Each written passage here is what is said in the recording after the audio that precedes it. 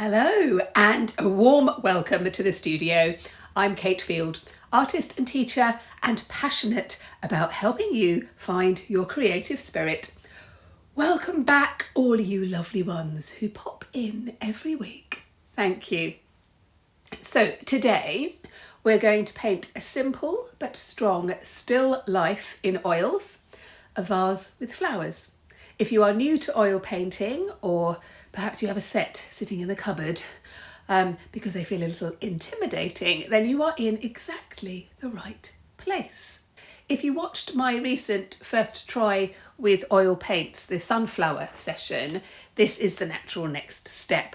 But moving on from playful exploration into something a little bit more structured. It's a very small little exercise that we're going to do. If you missed that one, doesn't matter, you can jump right in here. So, are you ready? Let's go.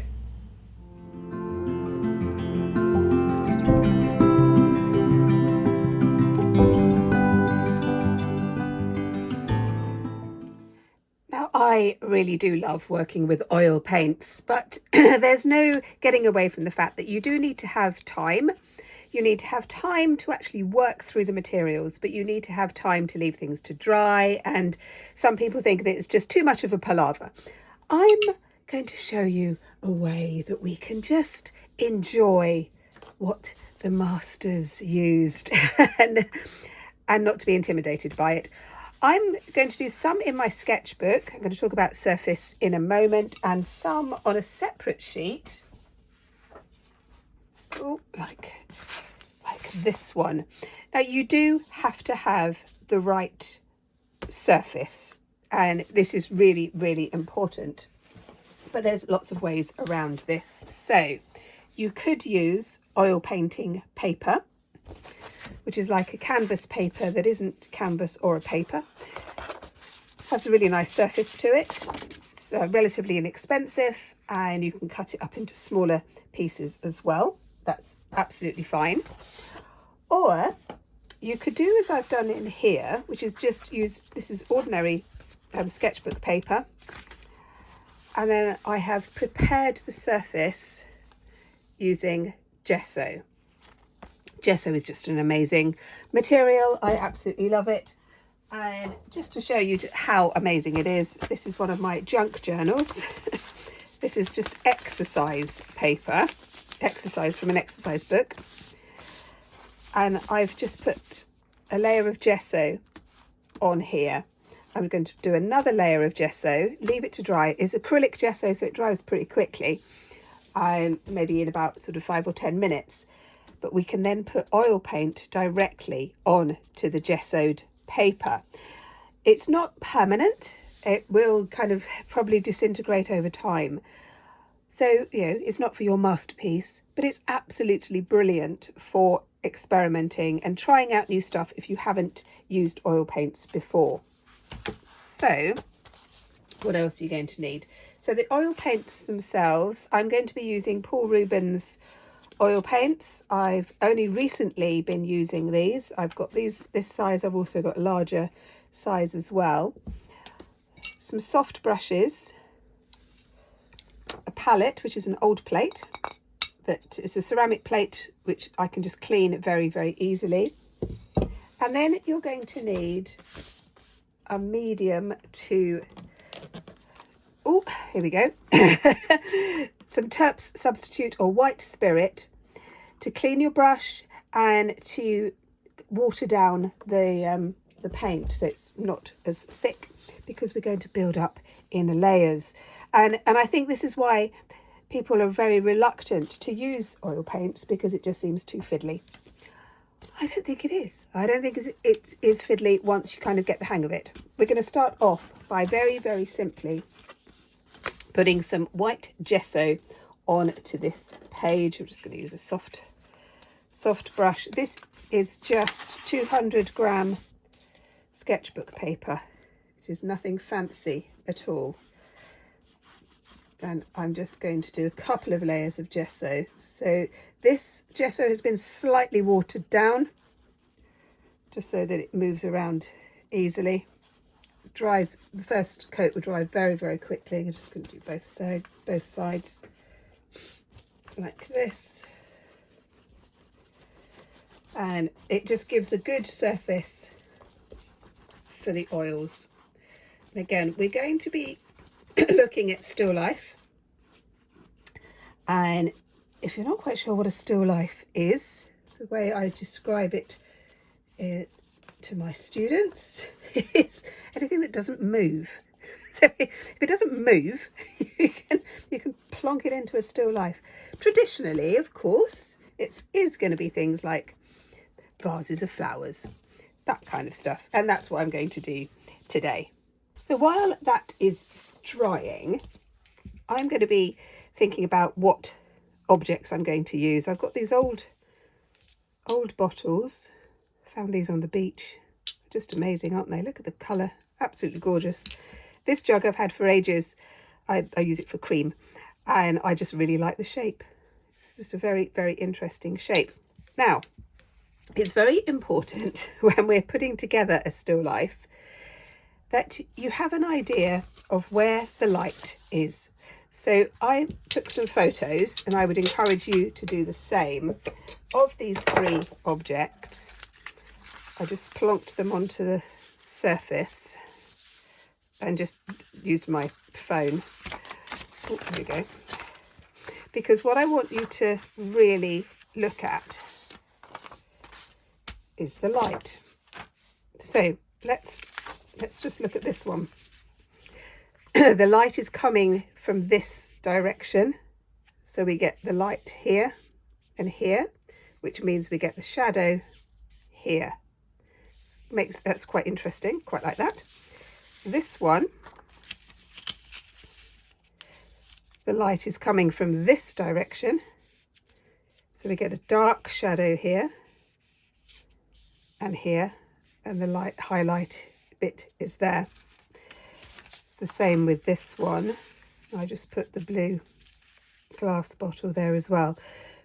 But it is very important that you decide where you want your light source to be. Now, this is natural light. I just put these on the windowsill. But you might want to put a spotlight, so it's really quite dramatic. Or you might want it to be a bit more filtered and a bit more subtle. I'm going to go for this one. I like the different shades. And so this is going to be my starting point. I've still got the jug in front of me, but in my studio, I don't like how the light is shining. I think this is more interesting. So that is going to be kind of the starting point of our composition. But before we even get to this, we need to work on what colour palette you want and the background of the piece. In my previous oil painting tutorial, I was trying out these paints for the first time, and this is what I do every time I'm working with something new, because I don't know what the colours are going to be like until I use them. So I create myself a little chart like this.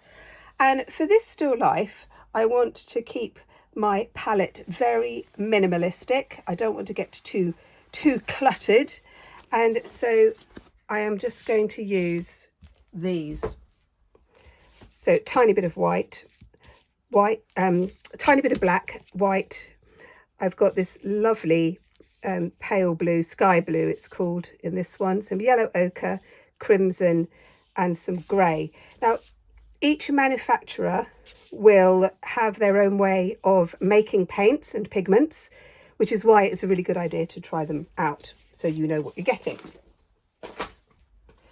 I'll be using those, and I'm just going to go into here because I really want to stress to you not to get worried about this. I'm going to put my white down first. We are going to create a background. When you buy oil paints, it always amazes me really that you get a great big pot of black and a great big pot of white. This black will last me for years. It honestly will. This white will probably last me a month. You always use a lot more white than you do black. So I'm putting my white down there. Please excuse my croaky voice. Oh my goodness, can't shift this cough. It's very, very frustrating. I'm going to put a bit of blue down and a bit of yellow ochre. I do hope you are well. Thank you so much for all your messages.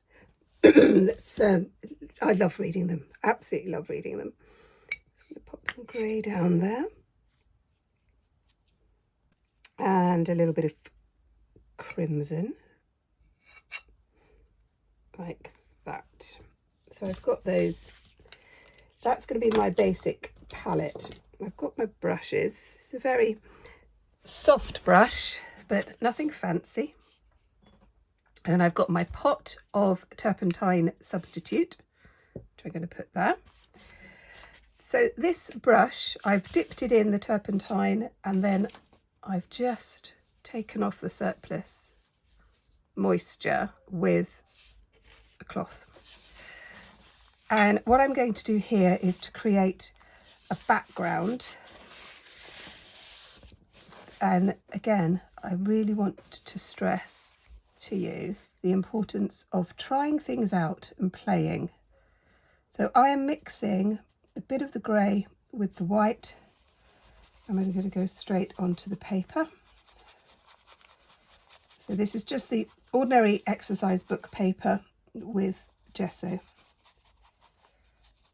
Put that, so we're breaking up that space, because I know that when we start painting in either on a canvas is even worse, I think, but in a brand new sketchbook, we have that fear of the brand new page.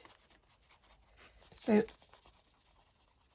I'm just pushing the paint around in a kind of swirly motion. And the thing with oil paint is that it stays wet for ages, so that is part of it. So like if you're working with acrylic, if you've used acrylic before, you'll know that you have to work quickly because it dries. Oils, you can take your time, and I love it. You do have to have the window open because they do smell.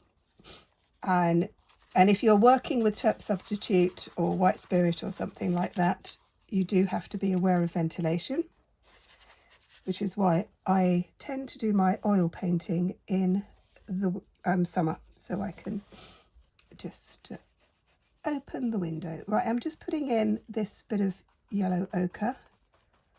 You can see that it is reacting to the paint, the grey and the white.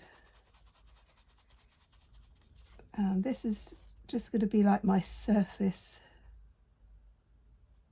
because your still life, your vase has got to be on something. It's not just floating in midair, unless you're doing some kind of surreal type fantasy, in which case it could just be floating in the air.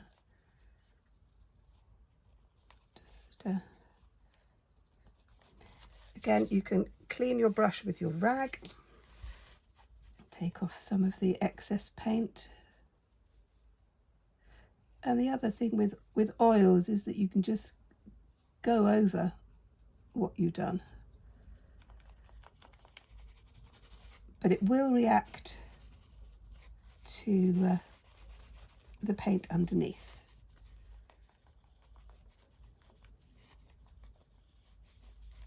So that is my little background. I'm now going to switch to a smaller brush. Oh, see, I've got a little thing on that. That's it. And what I'm going to do now is going to put that into the Turpentine Substitute. Put it on the cloth just a little bit. Go into the blue. Let's just make this a little bit wetter, actually. Because what I'm going to do with this blue is to block out where my jug is going to go. And again, for a lot of people, this is the scary bit. Yeah, don't be kind of scared with it. Just just see what happens. You know, you might think that you just want to do a jug that is not such a complicated shape, and that's fine. But this is your experimental shape. Now I can see that's not quite the right shape, but that's fine. And so I'm just blocking out kind of roughly where the jug is. So I'm not bothering about details or anything like that. It's just very, very roughly where I want my jug to be. So that's going to be there, like that. So we're kind of blocking out that shape. Now I'm thinking about the shadow. I'm not going to go in with black just yet. I'm going to pick up this crimson, mix it with a bit of the blue, so I get like a purple, and that's going to be the start of my shadows. Just going to put some here, just underneath where that shadow hits that bottom bit. It's quite subtle, that shadow, actually. I might put in a bit of black, but not just yet.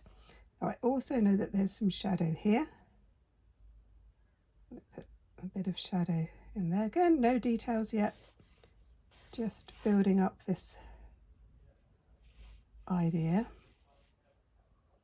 and things could change when I start to look at it in more detail. Let's just put a bit of shadow across there. And I'm going to think about whether to put the other vase in or not. I probably won't. I think I'm just going to have this as my first little study in this book. Well, I started to do another one on the page here, and I have rather dangerously brought a cup of tea into my studio, which I'm going to move over to the other side because I know what I'm like, and I'll end up dunking my pencil or my paintbrush into my tea. Come on, how many of you have done that? I know you have. I know I am not the only one. I thought I would do this one. For those of you who might be a bit intimidated by the jug shape, I was thinking about that while I was making the tea. So let's just do exactly the same as we did before with the background. And then here, I've just put in a rectangle. That's all it is. So just a little fuzzy rectangle. And that can be the start of my vase. And I'm imagining the light is going to come in from this direction. So I'm just going to put a little bit of highlight, again using a slightly moist brush, not too much, very, very loose. I'm not doing any kind of sharp edges. Okay, what we're going to do now is on this one, these will take ages to dry. They're, you know, a good couple of days really, and they'll just be tacky, but you can still work on top of them, and you can work on top of them when they are completely dry, you know, months later. I just love it. What was I going to do? Oh yeah, flowers. So I got slightly distracted then. I'm going to use a smaller brush just to make it a little bit more dilute. Well, I'm just thinking about where I want my flowers. I'm not going to put any details in these flowers. They're just going to be blobs at the moment. Blobs of colour. Now I'm thinking that I want them to be a bit more crimson. Let's just pop that in like that. You see, no details. They're going to have a kind of a dahlia type feel to them eventually. At the moment, they could be anything really. But again, I really want to stress that you don't get bogged down with the details. Not yet. You can just play with just thinking about where the flowers are going to go in the vase. And again, because we're just using this sort of scrap of paper, we can play around with composition as well. And you know, it might be that you want your flowers to go off the page. It might be you want them more contained. Now I am going to need to get some green, and I didn't get any green out, so I'm going to go and get that now. I'm going to use two types of green. This is a light green and an olive. Again, different manufacturers will call them different names, which is another reason why it's important to do your colour swatches so it doesn't come as a surprise, because quite often the colour that comes out isn't always the same colour that is on the package. So I'm mixing this sort of olive green with the yellow ochre, and I'm just going to put again a hint of foliage. No details. Maybe a little bit more. I just think that light green is a bit too fluorescent. Even for me. But those of you who've watched me for some time know that I do like my neons. Oh yes, I do. So again, it's just like we have little hints of green. You see how that is building up. Now on this one, no, I'm going to go back to this one and just do a bit more of the shadow. This time I'm going to use my black.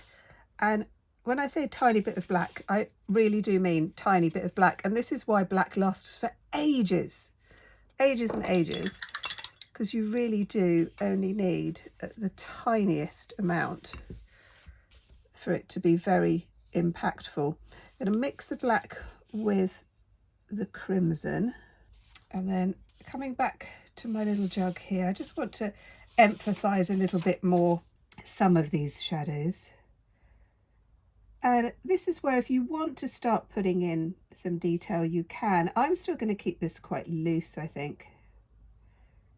I think it will work better. But again, this is just a sketch, so it doesn't matter if things don't go quite how I want them to, because each time we do a little sketch, we learn, and we can just keep building on our knowledge. Yeah, I like the brush strokes. I want to see the brush strokes. I don't always. Sometimes I want to sort of blend them all out. But with this one, I want to see them. So again, just putting a little bit of black on the brush and just getting that shadow, which then blends out like that. And then I've got another bit. Oh, this is not the best brush actually. I think I was probably using it for acrylics and didn't wash it quite as well as I should have done. Just putting in a little bit of shadow there. That's a little bit too much. Right, I'm just going to swap brushes because that was just annoying me now. Let's try this one. You start to sort of blend in with a dry brush. And again, this is another one of the many reasons why I love working with oils, is that you can get some really, really fine details if you want to, and then other times you can just splodge it all. So I just want to get rid of that. It's a little bit too defined. I wanted to go that way and then break it into the background a bit more, like that. And I'm quite liking that. I like the colours. I like what I'm doing with the colours there. And this one I'm not sure of the composition. I don't think that's working very well. But again, all of this sort of helps me when I'm going on to my next piece to really think about what I want to do. I'm going to leave those and I'm going to go on to the canvas paper that's not canvas or paper. So with this one, I did the background same as before. I did dilute the paint so you can see that it's very, very thin. I just wanted to have an idea of that colour. I like that sort of bluey, purpley colour. But what I want to show you with oils is, say I wasn't really happy with this, I can just go over it. Same as we would with acrylic, but because the oil is still wet, you can just blend the whole thing out. So it's not like you're covering it up. You just get rid of it completely. So in a way, oils are easier, because if you make a mistake, you can just blend it all out and start again. It's great. So we can just go over this. Say I didn't like that bit, and just go over it. Just add a little bit more purple, and hey, it just disappears. And remember all the time that you're just working with paint. It's not going to bite you.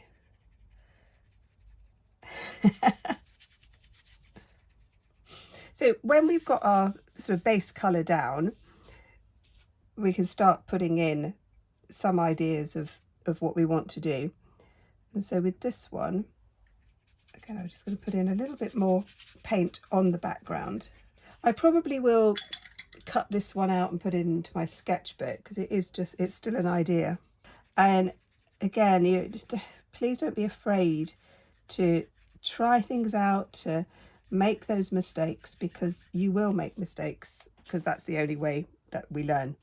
Now, I really liked this sort of sky blue, and so I'm going to put that into my bottle here.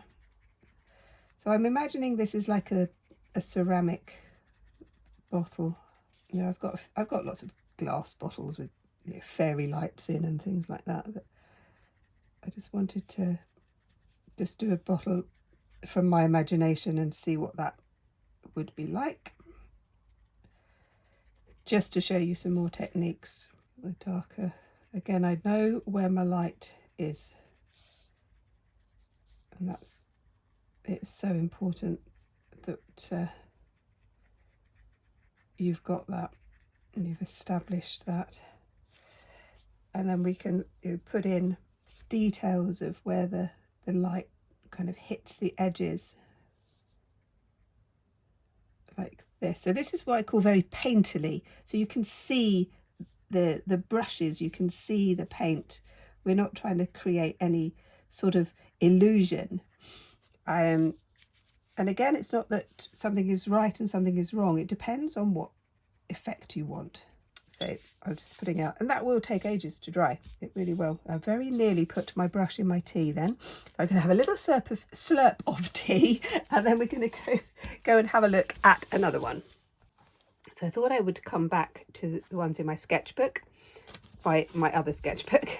I'm going to try a different kind of red, which is more of an orangey red. I'm going to mix that with some white. So this was with the crimson, so you can see that it's a different shade. And what I'm going to do now is just sort of put in some petals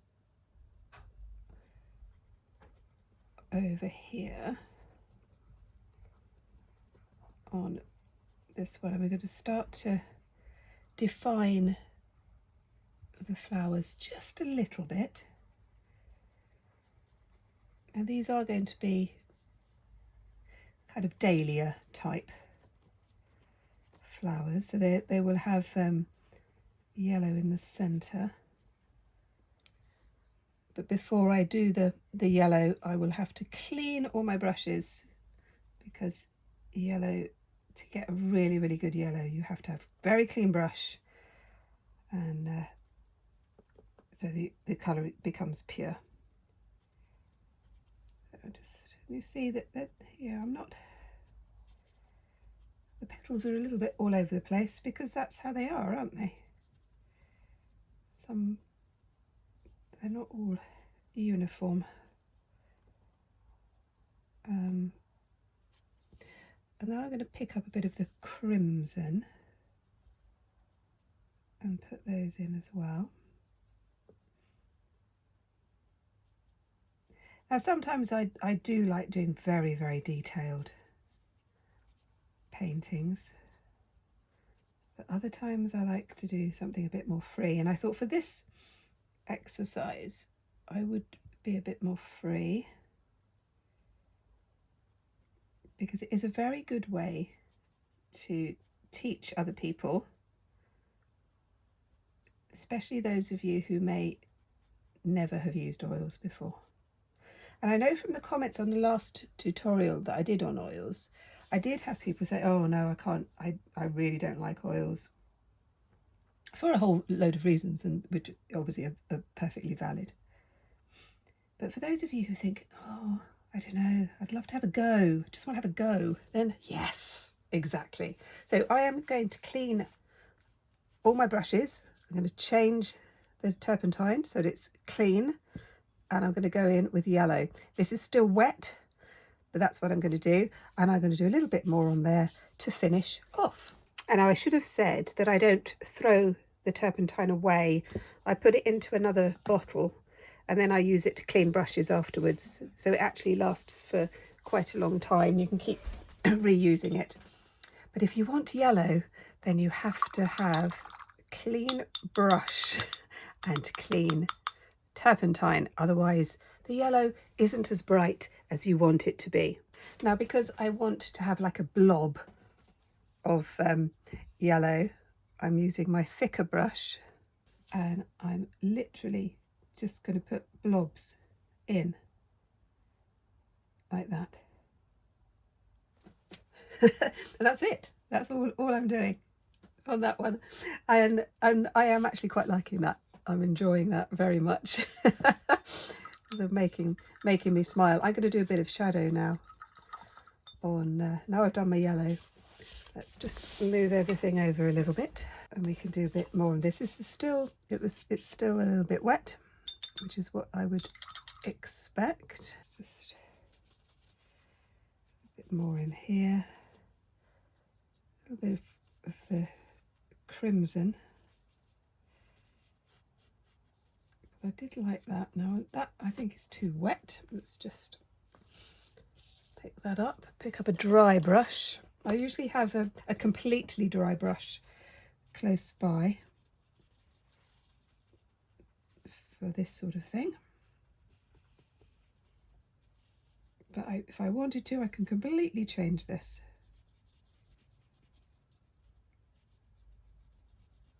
So you can see that you can smooth everything out if you want to, which is quite nice.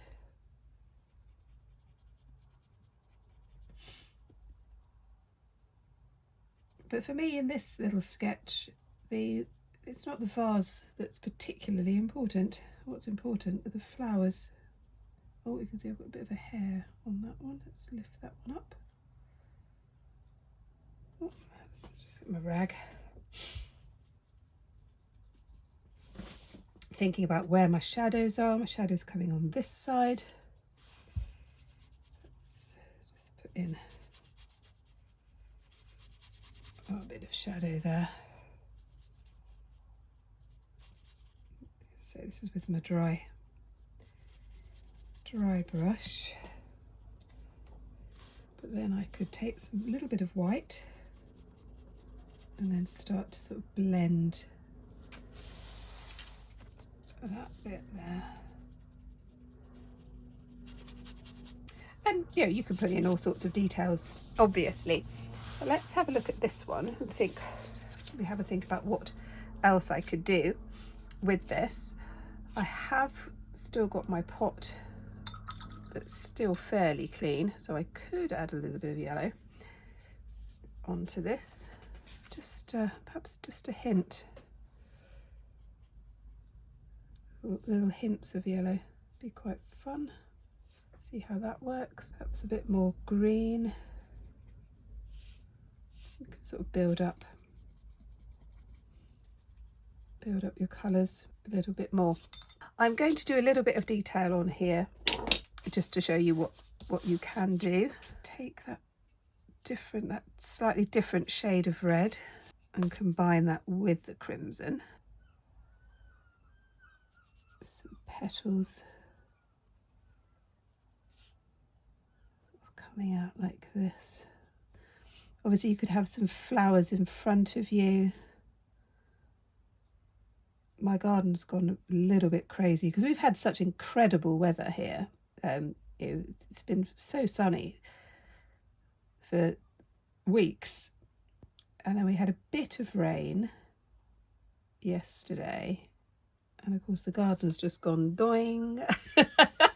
It's wonderful. Because everyone's been moaning, because we always moan about the weather. It's either too hot or it's too cold.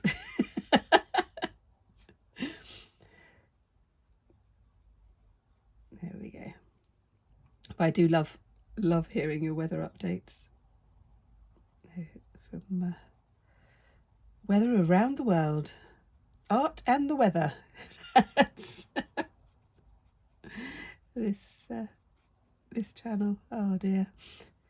But the community here is just it's just amazing. Absolutely amazing. If you haven't joined the Facebook group, you're very welcome. And now actually have two groups. So we have the general group, Friday Art and Doodle Club, for absolutely anybody who, whether you're starting out, whether you're experienced, whether you just want to join in with sort of general chit chat about art and what you've been doing. And then we have the Open Studio one, which is more for people who are doing maybe the Walking the Quiet Path course, or Art for the Soul, or Art of Wintering, or any of the courses that that I've done on YouTube. So this is quite new. So I think at the moment in the Friday Art and Doodle Club we've got sort of over 500 members, which is just amazing. For the Open Studio, I think we've got 20 lovely souls. But yeah, I'll put the link to both of them. You can join them both if you want to, and tell us what the weather's doing where you are. So I'm just putting a little bit more detail into those, as you can see that that could be quite good. Now see that yellow. That's because my brush wasn't clean, so I didn't want the bright yellow anyway, but that's what happens. If you want bright yellow, you have to have a clean brush.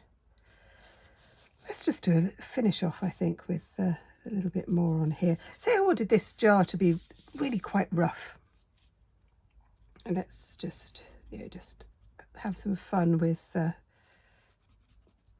paint. And this is why I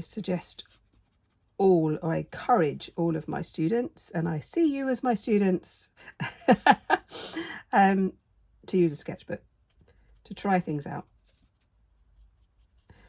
And then you can make notes if you want to, on things that work, things that you liked, that kind of thing. I still refer back to my sketchbooks of 20, 30 years ago. So we've got those ones like that. Let's have a look at the other ones. So this one, I do like this jug actually. I think I'm going to use that idea. I like some of this, but I don't like the composition. But that's kind of how it goes, isn't it? And there you are, a simple vase, a handful of flowers, and a painting that holds together, because we started with the essentials, those larger shapes, the clear lights and the darks, and just enough a colour harmony to let those flowers sing a little. If this was your first still life in oils, congratulations, well done. Honestly, the courage to begin is the thing that matters far more than a perfect result. Every brush stroke, I think, teaches us something new, something about colour, about how the paint works, and about the surface, and about our patience. Let me know in the comments how you got on. What bit was easy, what bit was tricky, drawing the shapes or mixing the colours, whatever. Your questions really do help me shape future videos. So if you do have a question, please feel free to pop it in the comments. And if you haven't liked yet, that would be absolutely marvellous. And I will see you next time. Bye bye.